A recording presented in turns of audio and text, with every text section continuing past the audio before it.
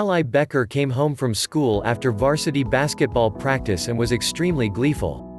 She looked frantically for her father and walked into the kitchen, the laundry room and finally the living room. "Dad!" Ally yelled. "I'll be right there, Ally," he said calmly. Ally could not contain herself and certainly could not sit. After 2 minutes, her father walked into the living room to greet her. Without even saying hello or letting her father say hello, Ally burst into words. Dad, you've gotta meet this woman who spoke at my school this afternoon. She's one of the most amazing people I've ever met. Her name is Alicia Manning and she's part owner of this R&B club downtown that just opened. She's invited the entire school to come by anytime to check out what she's created through inspiration." Quote. "Ally, I'm tickled that you're excited," her father said with joy. "When are you planning on going to this R&B club?" "Tomorrow, Friday," said Ally. "Tomorrow night, I have an appointment with Evans, Dad." "Why can't, but," he interrupted his daughter. "I will phone Evans and let him know if we can schedule an earlier appointment. He's pretty cool about those things."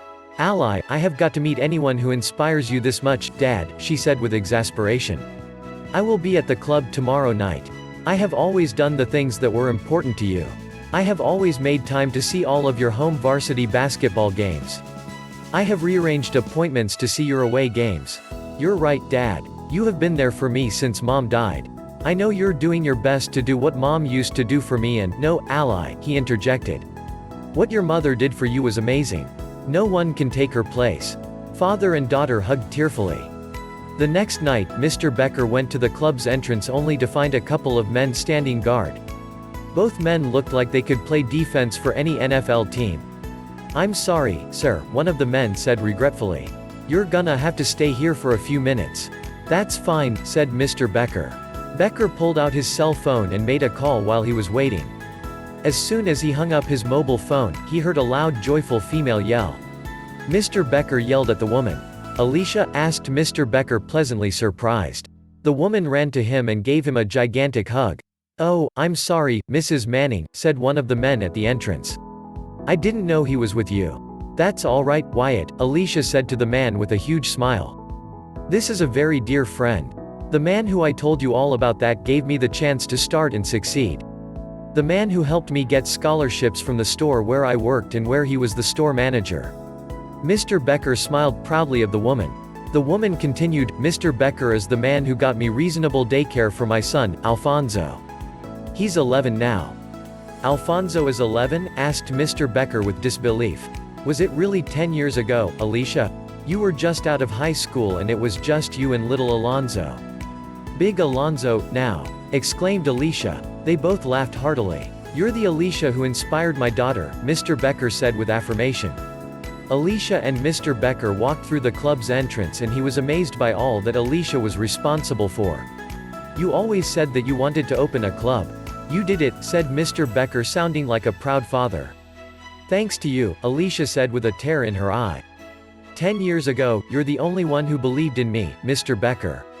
You always told me that whatever I strove for, I could get. Remember what I used to always tell you about Michael Jordan?" Mr. Becker reminded her. "He was not a great high school basketball player, but all it took was one person to tell him that he believed in him. Just like you did with me," Alicia reminded Becker. "I remember you as Alicia Harris when you worked at the store," recalled Becker. "Yes, I was Alicia Harris, then Jamal and I got married," she explained. "You and Jamal got married?" Becker asked gleefully. 5 years ago. "Congratulations." "Thanks," she grinned. "I didn't know his last name," Becker said apologetically. "Otherwise, I probably would have known you were the one who inspired my daughter by the talk you gave at her school this afternoon." "Yes, I did give that talk this afternoon. Mr. Becker, my schedule can be so hectic nowadays with promoting the club and giving talks to students. It's hard to keep track of what I did yesterday." As the two continued to talk, a high school gal walked up to them.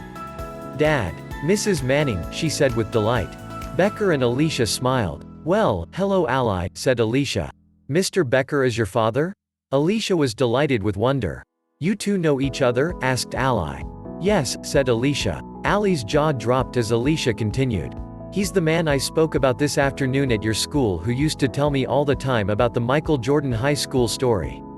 He's the one who inspired me to earn my bachelor's degree. My dad is the one who did that for you? Ally asked in amazement. Yep, Alicia said affirmatively. You see, Ally, she continued. Your dad knows more than you think. She looked at Becker. My dad tells me that Michael Jordan's story all of the time, gasped Ally. He's right, you know, said Alicia convincingly. All it does take is one person to tell you that he or she believes in you. Wow, Ally said with newfound excitement and knowledge. My dad is pretty cool after all. They all laughed.